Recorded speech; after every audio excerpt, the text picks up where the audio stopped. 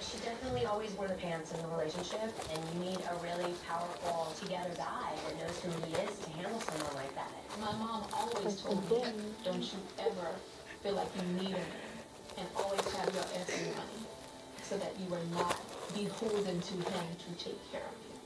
But I want love, and deserve love, like everybody does.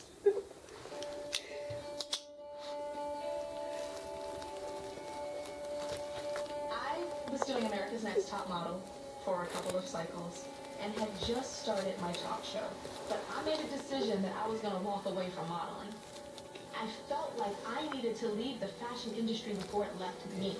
I felt weird walking a runway with wings on and lingerie and then, talking about talk show stuff. And I felt like I needed to let it go.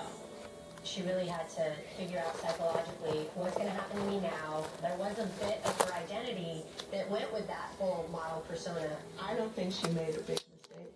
I think that the modeling had served its purpose.